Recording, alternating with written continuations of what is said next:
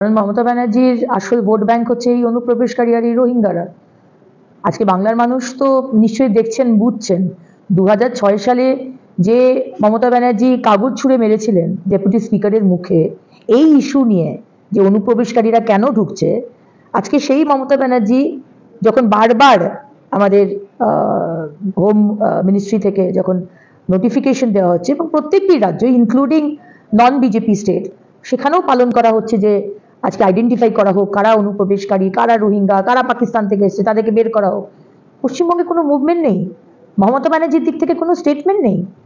এবং এটা তো আর আজকের প্রমাণ করার দরকার নেই, ইট ইজ ভেরি ক্লিয়ার, একদম ট্রান্সপারেন্ট পুরো, যে আজকে মমতা ব্যানার্জি এই রোহিঙ্গারা যাতে তাদের বের না করে দেওয়া হয়, তারা এখানেই থাকুক, আমাদের যারা অধিকারের জিনিস তারা সব নিয়ে নেবে এবং তারা ভোট দিয়ে মমতা ব্যানার্জিকে আবার জেতাবে, এটাই উনি চান। Very clear. এখন সব থেকে বড় প্রশ্ন হলো, এই অনুপ্রবেশকারী রোহিঙ্গা হোক আর বাংলাদেশি হোক, তারা ভারতে প্রবেশ করলো কিভাবে? কে দায়ী তার জন্য? সীমান্ত রক্ষা করছে কারা? মমতা ব্যানার্জির পুলিশ নাকি কেন্দ্র বাহিনীরা? তবে এই রোহিঙ্গারা বা বাংলাদেশিরা অনুপ্রবেশ করলো, তার জন্য কি দায়ী হবে মমতা ব্যানার্জি না কেন্দ্র সরকার? এই উত্তর কিন্তু বিজেপির কাছে নেই। তারা শুধু বাংলাকে অশান্ত করার জন্য এ ধরনের উত্তেজক মন্তব্য করে বিভ্রান্তি ছড়ানোর চেষ্টা করছে, ঠিক 2026-এর নির্বাচনের আগে। সীমান্তে নিজেদের ব্যর্থতা ঢাকতেই মমতা ব্যানার্জি সরকারের ওপর চাপ সৃষ্টি করার চেষ্টা করছে BJP. Fake narrative that she is trying to spread, Mamata Banerjee, because she knows that she is going to lose drastically, this 26 elections.